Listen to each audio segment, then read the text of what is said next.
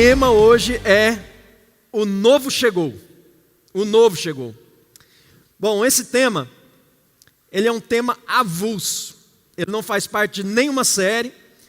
É algo que Deus colocou no meu coração, que eu acredito que a igreja precisa ouvir sobre isso. Deus colocou essa mensagem no meu coração durante os períodos de oração, junto com os pastores lá na torre. Nós nos reunimos todas as manhãs para orar pela igreja. E nesse tempo de oração, Deus veio trazendo algumas coisas ao meu coração que eu quero compartilhar com vocês nessa manhã. Semana que vem a gente começa uma nova série, tá bom? A série Face a Face, que eu tenho certeza vai edificar muito a sua vida e te ensinar muito. E eu quero te incentivar a não perder nenhuma das mensagens dessa série. Vai ser transformadora.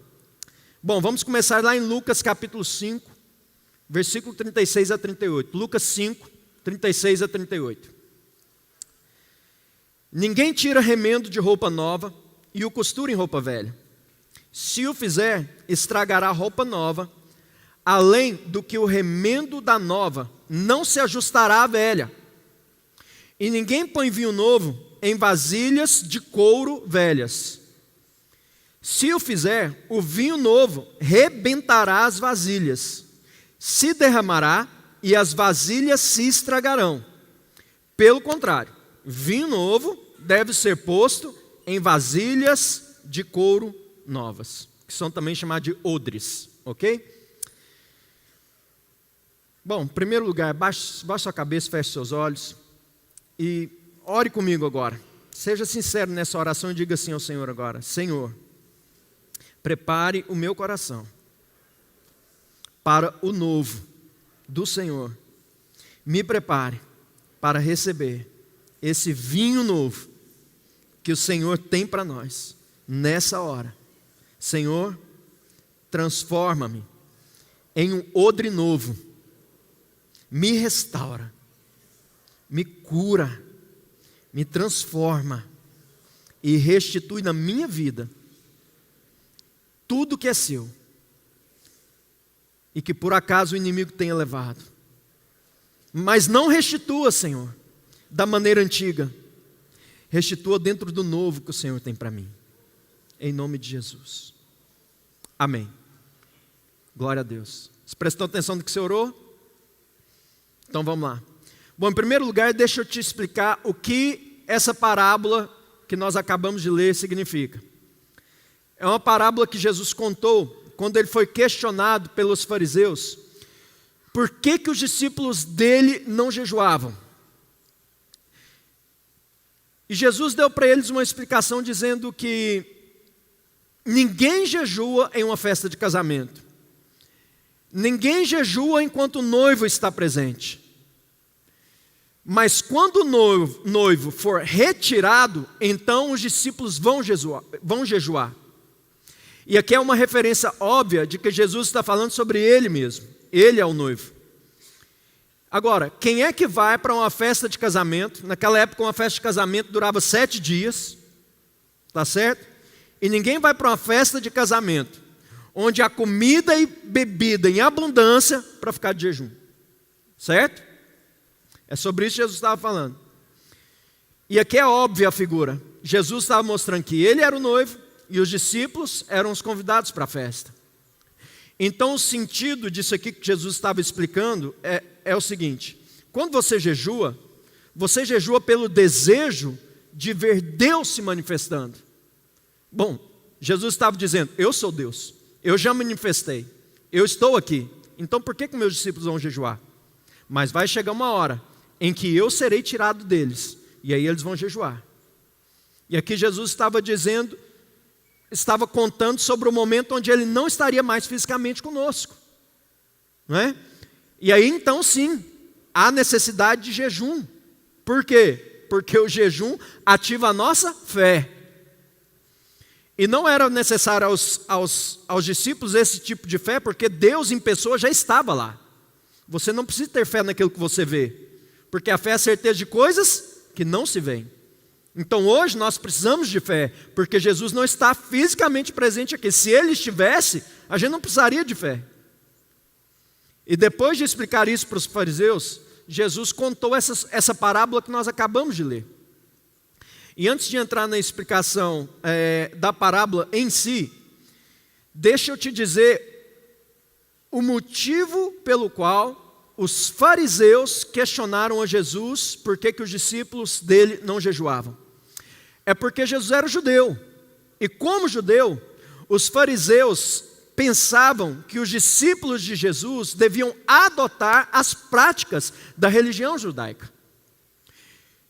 E os judeus jejuavam, os fariseus jejuavam 2 vezes por semana. E aqui especificamente os fariseus estavam falando de jejum, mas ao decorrer dos evangelhos você vai perceber que os judeus não queriam apenas o jejum. Queria que Jesus adotasse todo o sistema religioso judaico. Então eles se irritavam com Jesus, porque Jesus curava no sábado, porque os discípulos não jejuavam, e assim por diante. Diante disso, Jesus fala essa parábola. Ninguém tira remendo de roupa nova e costura em roupa velha. Bom, e aqui é óbvio também, né, irmãos? Porque a situação aqui é que você poderia ter uma roupa velha, você gostava muito dela, e você ia adquirir uma roupa nova, da mesma cor da antiga, provavelmente, mas a roupa antiga que você gosta muito rasgou, e você quer consertar. Então, como elas são da mesma cor, então você pegaria e cortaria um pedaço da roupa nova para costurar na velha. E Jesus está dizendo na parábola, bom, ninguém faz isso, não faz sentido. E os motivos são óbvios. O primeiro motivo é que você tem uma roupa nova. Você não vai estragar o novo para consertar o velho. Segundo, porque a roupa nova, ela tem uma elasticidade diferente da roupa velha. E elas reagem diferente às condições do tempo e à água. E a tendência é que esse remendo novo, ao ser colocado na roupa velha, ele rasgue. E acaba estragando as duas coisas. Estragando o novo e estragando o velho. A segunda alegoria que Jesus traz é a do vinho. Dizendo, ninguém põe vinho novo em odres velhos, vasilhas de couro. Que eram usadas naquela época para guardar e fermentar o vinho, ok? Então a gente sabe que o vinho, durante o seu processo de fermentação, ele se expande, há uma expansão. É por isso que no texto diz, você não põe o vinho novo nas vasilhas velhas, nos odres velhos, porque o vinho novo vai expandir e arrebentar essa vasilha. Então você tem que pôr um vinho novo em um odre novo, numa vasilha de couro nova. Por quê? Porque a vasilha nova, ela ainda não cedeu, ela ainda vai se expandir, e ela vai se expandir junto com o vinho. Porque a vasilha velha, ela já alcançou o seu limite de expansão. Então, quando você coloca o vinho dentro dela, e o vinho se expande, ela se rompe. E aí você perde tanto a vasilha, quanto o vinho. Por esse motivo, coloca-se vinho novo, dentro de vasilhas novas, e elas se conservam. Ok? Então há um significado por trás disso que nós lemos. Agora, isso aqui tinha um significado histórico para os fariseus daquela época, ok? Quanto um significado para nós como igreja hoje. Para os fariseus, a mensagem era o seguinte: o reino de Deus chegou. E o reino de Deus é algo novo. E o reino de Deus, da maneira como ele não se encaixa dentro dos padrões do judaísmo.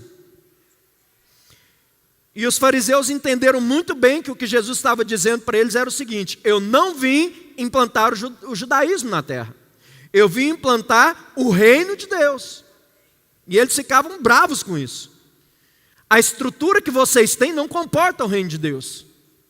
Nem a estrutura física e nem a estrutura espiritual do judaísmo poderia comportar o reino de Deus. Olha, por exemplo, a estrutura física.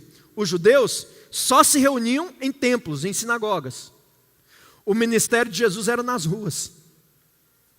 Enquanto eles falavam de Deus nas sinagogas, o Messias estava andando do lado de fora, pregando o reino de Deus. mas também a estrutura espiritual deles não comportava o reino de Deus. E quando eu falo de estrutura espiritual, eu falo do coração que eles tinham. O coração deles não comportava o reino de Deus. Um coração baseado apenas em padrão, em leis, em cumprimento de regras. Havia muita disciplina, mas não tinha o calor humano, não tinha o amor, não tinha o relacionamento, não tinha a compaixão. Não havia o colocar-se no lugar do outro, o sentir a dor do outro. E toda essa estrutura religiosa, fria, não podia comportar o vinho novo. Não podia comportar o reino de Deus. Quantos estão entendendo isso? Ok, era isso que os fariseus, os sacerdotes, os escribas, os fariseus, os judeus daquela época em geral, é isso que eles entenderam quando Jesus falou isso daqui. Ok?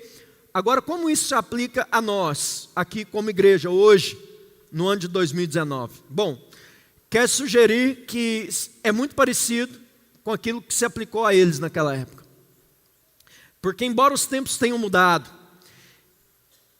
e nós não somos judeus e não seguimos o judaísmo, muitos de nós acabou transformando o cristianismo em uma religião. E é justamente isso que Jesus nunca quis que a igreja se tornasse. Cristianismo não foi criado por Jesus para ser uma religião. Ele foi criado por Jesus para ser um relacionamento. Escute, relacionamento do homem com Deus e do homem com a família de Deus.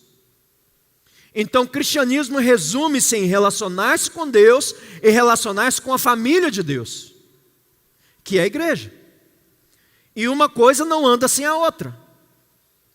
Então, nós devemos observar o que Jesus tem para nós nessa passagem. Porque uma das coisas que nós temos que saber sobre Deus é que Deus é sempre novo. Deus é sempre novo. Ele não faz as coisas do mesmo jeito. Olha a criação ao seu redor. Veja o quanto Deus é criativo. Quantas espécies diferentes nós temos. Quantas cores diferentes. Quantos formatos diferentes. Quantas essências diferentes. Tudo isso foi Deus que criou, porque Deus é criativo. E Ele está sempre agindo de uma forma diferente. Sempre fazendo coisas novas. Esse é o nosso Deus. Ele é sempre novo. Agora há algo aqui. Jesus conta a mesma parábola 2 vezes. Você percebeu isso? Uma vez ele fala de roupa, mas outra vez fala de vinho. Mas é a mesma parábola. Bom, o motivo pelo qual eu acho que ele falou as 2 vezes, duas parábolas com o mesmo sentido, é porque o novo, ele precisa de 2 coisas para que ele se estabeleça. Ele precisa de uma estrutura nova e ele precisa de corações novos. Diga estrutura e corações. Ok. Quando nós falamos sobre remendo de roupa, eu relaciono isso com estrutura. Por quê? Porque a roupa é externa, é algo externo. E muitas vezes nós, por causa da nossa tradição, nós queremos manter uma linha de fazer as coisas de uma forma que não nos tire da nossa zona de conforto. Ok? O homem é assim, nós somos tradicionais por natureza. É assim que nós fazemos as coisas por aqui. Ou seja, vamos continuar fazendo tudo do mesmo jeito, porque a gente já sabe fazer isso, e é isso que nós vamos fazer. E quando nós temos uma atitude assim, Deus não envia o novo. Por quê?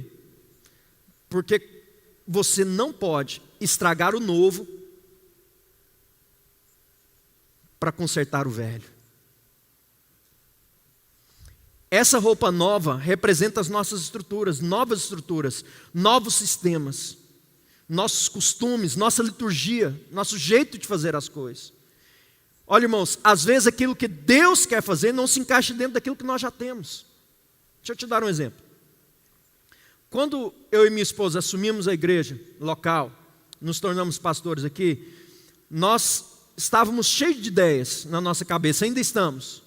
Mas nós olhávamos para a nossa estrutura, para os nossos espaços, e é um prédio grande, mas a gente percebia que os espaços que nós tínhamos não comportava esse novo que a gente pensava, que nós acreditamos que Deus colocou no nosso coração para a igreja. Então muita coisa mudou de lá para cá. E vai continuar mudando. Porque Deus é sempre novo. E nós sempre temos que adaptar as nossas estruturas àquilo que Deus quer fazer. Quantos estão comigo aqui? Amém. Eu estava orando na torre esses dias e pedindo assim: Deus, envia o novo para nós. Envia o novo, Senhor, nós queremos algo novo na igreja. E de repente uma vozinha aqui no meu ouvido disse assim: você ainda não viu? O novo já chegou. Eu parei para pensar, falei assim: como assim, Senhor? E o Espírito Santo começou a trazer algumas coisas à minha memória. Fala, 1 ano e meio, aproximadamente, você e sua esposa assumiram a igreja. E algumas coisas começaram a vir à minha memória. E eu lembrei, Sala Start é novo. O impacto é novo. O ministério de jovens é novo. O ministério de louvor é novo. O ministério de crianças está sendo renovado. O ministério Conexão é novo. A escola de música é nova.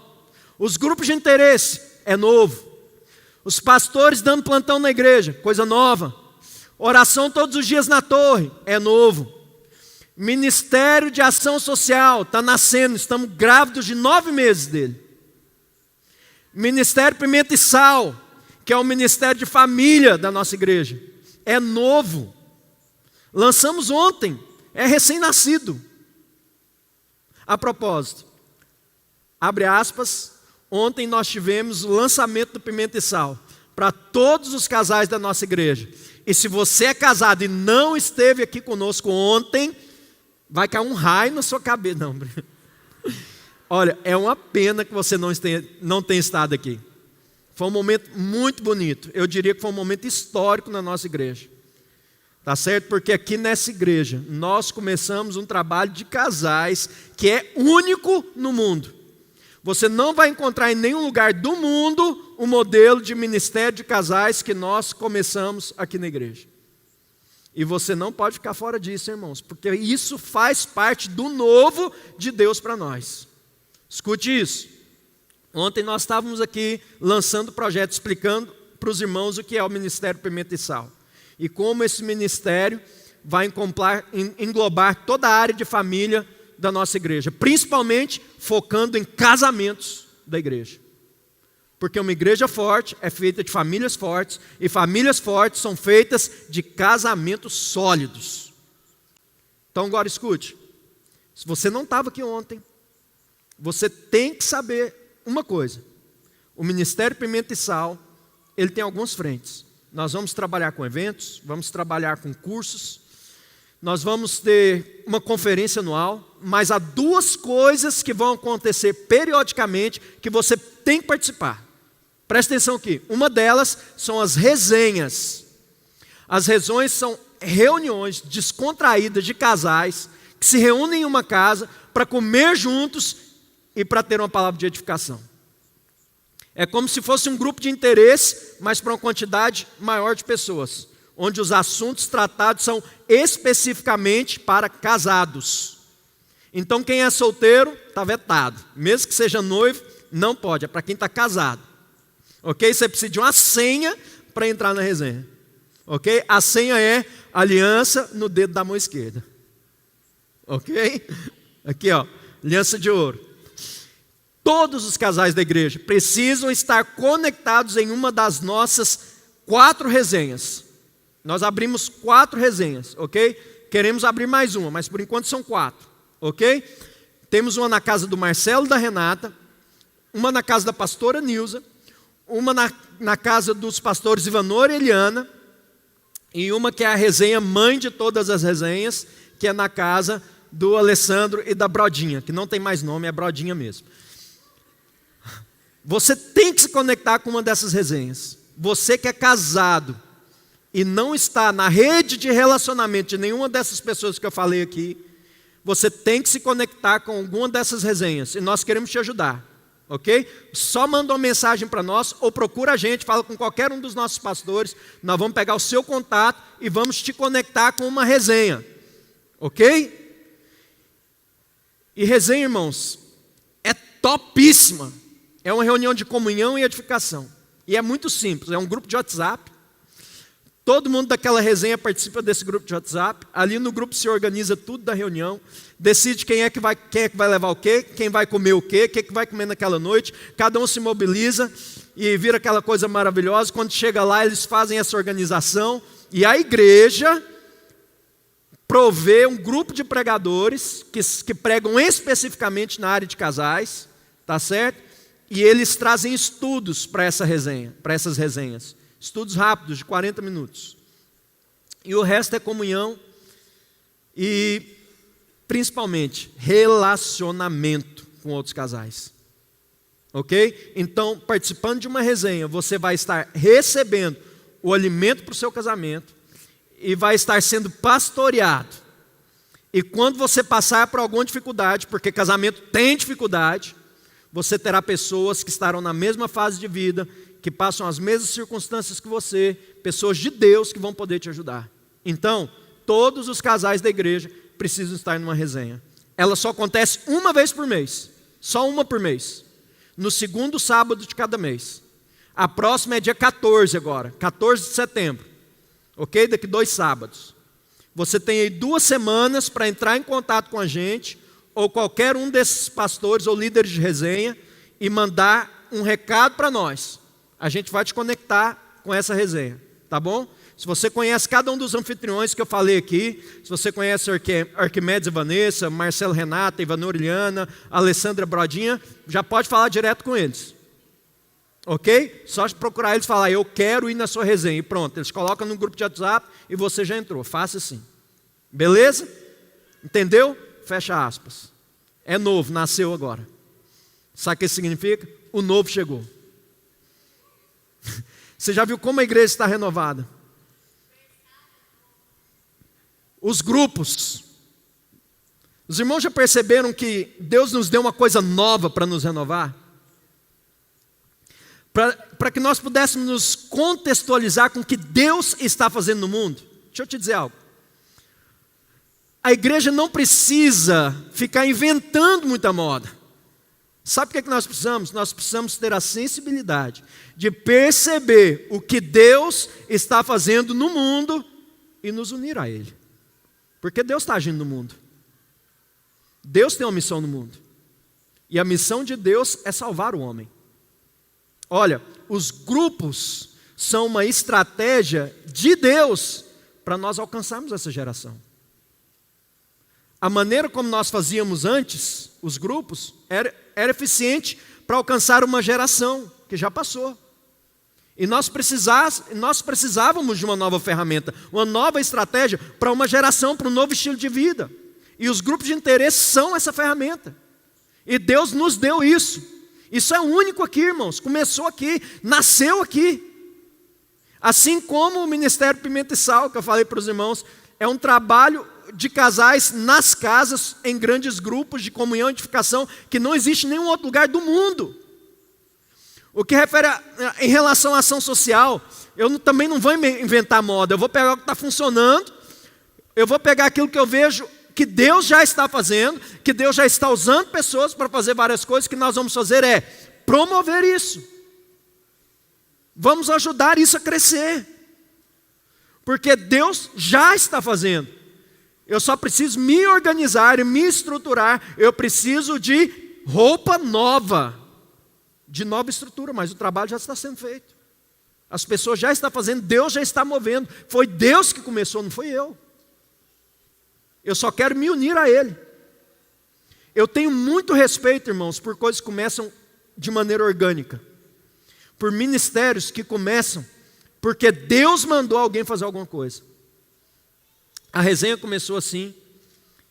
E tem muitas pessoas aqui também que já trabalham na área social, movidos e impelidos pelo Espírito Santo de Deus, trabalham sem estrutura, sem apoio, mas trabalham com amor, porque Deus te mandou fazer e você faz tudo que você pode fazer. Bom, o que a igreja quer é, eu não vou entrar e nem atrapalhar nada que Deus está fazendo, eu quero te dar estrutura para você fazer o que você está fazendo, para que isso cresça. Deus começa a me mostrar todas essas coisas, tudo isso novo, e eu falei assim, meu Deus, eu não tinha nem parado para pensar nisso. Tudo é novo na igreja. Os ministérios todos novos na igreja. Os irmãos acabaram de ver o vídeo de jovens. Que top, irmãos, o trabalho de jovens está sendo feito na igreja. O Richard Eleis está fazendo um trabalho ótimo, uma surpresa para nós. Uma grata surpresa, um presente de Deus. E nós estamos aí trabalhando e cremos que Deus também nos deu algo novo para os jovens. Que trabalho maravilhoso é esse que está acontecendo. Então a minha função como líder é promover isso, é dar sustentação para isso.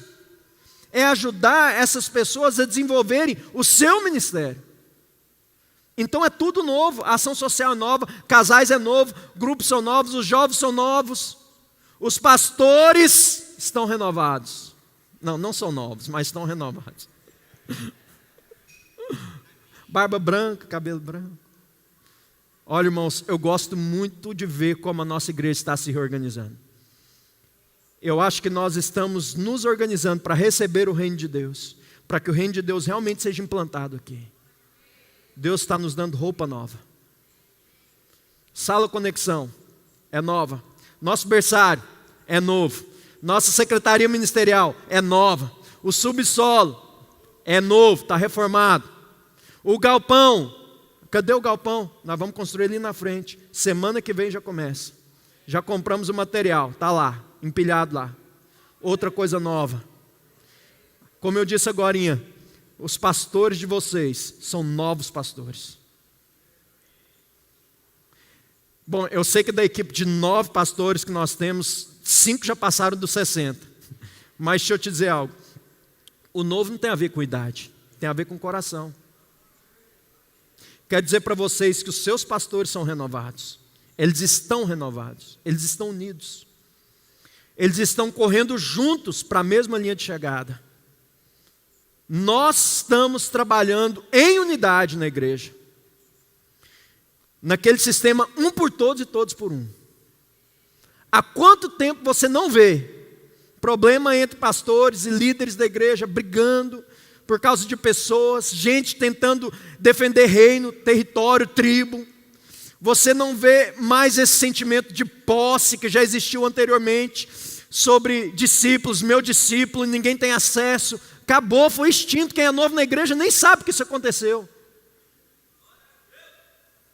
Hoje os pastores oram por todos, aconselham todos, pastoreiam todos. Hoje nos plantões da igreja, irmãos, nós fazemos o possível para que nenhum membro da nossa igreja passe por qualquer dificuldade sem receber uma assistência pastoral. Agora, às vezes nós não ficamos sabendo disso, das coisas. E eu quero te pedir, se você fica doente, se você passa por uma dificuldade, se você está precisando de auxílio de pastorealmente, nós precisamos saber. Amém? Olha, é lógico, a melhor forma da gente saber é se você estiver num grupo. Isso eu já disse várias vezes. Os grupos é a melhor forma que nós temos, a melhor estratégia que nós temos para que ninguém na igreja fique fora do pastoreamento. E para que você tenha suas necessidades supridas. Mas hoje os nossos pastores fazem plantão, irmãos. Visitamos os enfermos, oramos diariamente pelos nossos pedidos de oração. Nós assistimos as pessoas nas suas necessidades. Nós ligamos para os membros da igreja, pessoalmente no dia do aniversário. Talvez você esteja pensando em não receber essa ligação no dia do meu aniversário. O que está acontecendo? Bom, provavelmente você não fez seu cadastro direito. Você não deve estar cadastrado direito na igreja. Então procure, se você não receber uma ligação do mês de maio para cá, tá? Se você não recebeu uma ligação no dia do seu aniversário, porque o seu cadastro deve estar incompleto. Tá bom? Mas lembrando, vale de maio para cá.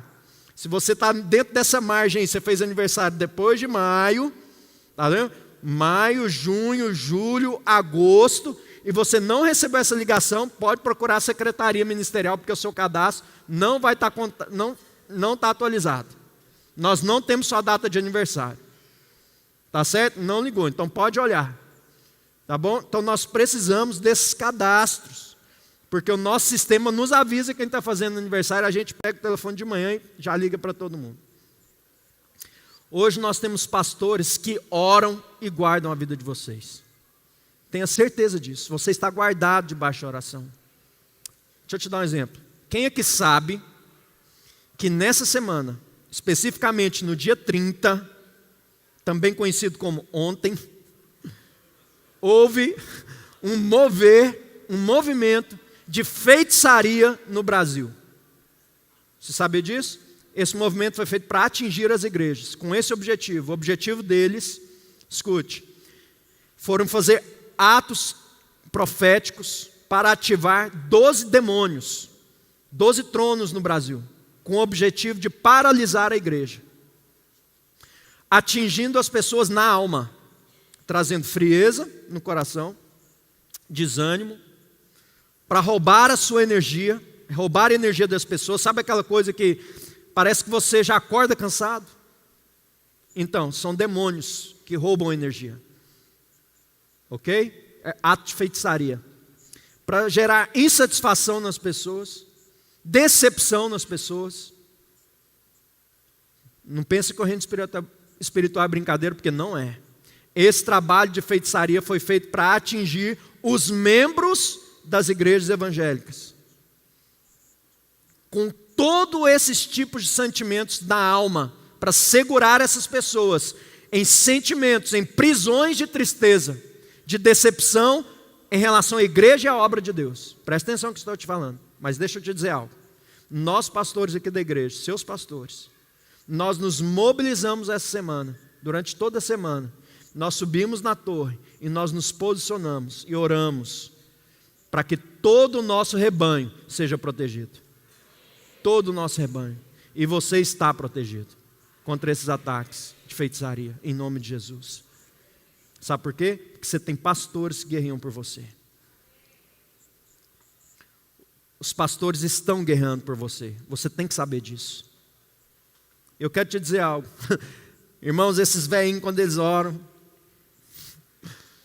quando eles guerreiam, eu vou te falar uma coisa. Ó, é espada para tu quanto é lado, irmãos. Alguns podem até realmente assim estar um pouco avançado em dias, mas há um renovo sobre a vida deles. Eles estão animados, eles estão renovados, eles estão trabalhando pela igreja, visitando pessoas, cuidando de grupos, supervisionando grupos. Então eu gosto de ver essas coisas, gosto de ver essa unidade, gosto de ver esse sentimento, irmãos, de paternidade que está sendo restaurado no coração da nossa igreja. Para cuidar de pessoas como se cuida de filhos. Agora, eu disse para você que são duas coisas, né? Uma representada pelas roupas e outra representado pelos odres e o vinho. Deixa eu te dizer agora a segunda parte. Os odres é aquilo que recebe o vinho. É a vida das pessoas. O odre é o seu coração. Deus já mostrou que há algo novo na igreja. O novo já chegou. Todas essas coisas que Deus me trouxe à memória, Ele trouxe e disse: você está orando para o novo chegar? Pode parar de orar para o novo chegar, porque o novo já está aí. Ele já chegou. Agora o que você precisa orar para que o coração das pessoas seja renovado. Os corações precisam ser renovados. E é por isso que hoje, antes de começar a mensagem, logo depois de ler o versículo, o texto, eu pedi para que você orasse, para que Deus renove o seu coração. Lembra, né? Então eu quero te dar 3 coisas, rapidamente, que você precisa no seu coração, para receber o novo de Deus na sua vida. 3 coisas que vão mudar a sua mentalidade e vão mudar a sua atitude. Odre novo. Vai mudar a sua mentalidade em relação à igreja e à obra de Deus. E o seu posicionamento diante das coisas que estão acontecendo. Eu quero que hoje o Espírito Santo abra os seus olhos para você ver isso. Primeira coisa, você tem que ter um coração pronto, ok? Então você precisa de cura. Você precisa liberar perdão. Talvez você olhe para mim e diga assim: eu não tenho ninguém para perdoar. Se é o seu caso, eu vou te perguntar: será que você não tem que perdoar a igreja? Será que você não tem que perdoar, dar uma nova chance para Deus e para a obra de Deus na sua vida? Porque há muitas pessoas, irmãos, muitas pessoas, eu sei. Muitas pessoas que estão me ouvindo aqui hoje, outras estão me ouvindo pela internet, outras que não estão me ouvindo aqui hoje, mas vão ouvir depois. Mas são pessoas que estão feridas com a igreja, e eu sei disso. Eu não fecho os meus olhos para essa realidade, eu sei disso. Há muitas pessoas feridas com líderes, feridos com coisas que aconteceram no passado, feridos com discipulado, com um discipulado manipulador, feridos porque se sentiram abandonados em algum momento da sua vida. Irmãos, vamos ser sinceros, nós vivemos um tempo na igreja onde um pastor não podia procurar o discípulo de outro pastor, porque isso virava guerra. Isso feriu pessoas. Nós temos que saber disso. Isso aconteceu aqui. E há pessoas que se decepcionaram com isso, que se decepcionaram com líderes, com a gente. Eu sei disso. Pessoas que se sentiram ignoradas, abandonadas, que se sentiram como se elas fossem apenas um número no meio da igreja. E quando você se sente assim, você se fecha. E você acaba abandonando aquilo que Deus tem para a sua vida. Há muitas pessoas assim, eu sei que tem. Pessoas que morreram ministerialmente por causa dessas feridas. E elas precisam ser curadas. Você precisa liberar perdão sobre as pessoas que te machucaram. Liberar perdão sobre a igreja. E eu vou dizer para vocês, eu vou falar de mim. Eu já fiz muitas coisas no ministério das quais eu me arrependo. Eu já fiz muitas coisas que eu acho que foram estúpidas. Eu confesso para os irmãos, mas eu falo para os irmãos, eu não fiz com motivação errada, eu fiz por imaturidade. Eu já machuquei pessoas, eu já fui inconsequente. Eu já fui inconsequente quando eu preguei nesse púlpito aqui, eu não era pastor da igreja, já fui frio com as pessoas, já fui insensível com as pessoas. Eu confesso isso para os irmãos. E deixa eu falar uma coisa para os irmãos, entenda isso, eu não quero me justificar, mas só te explicar algo. Eu não entendi a carência das pessoas. Eu nasci em um lar estruturado, onde os meus pais me deram tudo o que eu precisava. Me deram o amor, a atenção que eu precisava. Eu sou uma pessoa, eu nunca tive problema de autoestima. Quem vive perto de mim sabe disso. É ou não é, irmãos? Agora, deixa eu dizer, todo mundo que não tem problema de autoestima, seu inimigo é outro. É o orgulho. É isso que eu tenho que vigiar. Tem pessoas que lutam para pensarem bem de si mesmo. E outras que lutam para não pensarem demais de si mesmo. Você que está me ouvindo aqui agora está em uma dessas duas categorias. E o seu equilíbrio é o Espírito Santo. E eu estou dizendo para os irmãos, já fiz muita bobagem na vida. Mas hoje sou pastor dessa igreja. E sabe o que eu quero, irmãos? Bom, eu disse que você precisa de cura, certo? Talvez você olhe para mim e diz assim, eu perdoo, mas alguém tem que me pedir perdão. Ok, então eu quero fazer isso aqui hoje. Como pastor da igreja. Eu quero pedir perdão a você. Você que está aqui, você que está me assistindo, você que foi machucado, você que talvez nem está no culto hoje, mas vai ouvir. Eu gostaria que isso chegasse a todos. E eu quero que vocês que estão aqui me ajudem para que isso chegue lá na frente. Eu quero pedir perdão. Perdão pelo abandono. Perdão porque os seus líderes te abandonaram. Perdão porque você foi tratado como número. Perdão. Gostaria de pedir perdão em nome da igreja para cada uma dessas pessoas que foram feridas por algum líder. Se você foi ferido por alguma pregação, eu mesmo já disse muitas coisas tolas em pregações. E eu quero pedir perdão por mim e pelos outros, que falaram coisas que feriram os irmãos. Muitas vezes, no púlpito da igreja, alguém ouviu dizer que esse não era o seu lugar.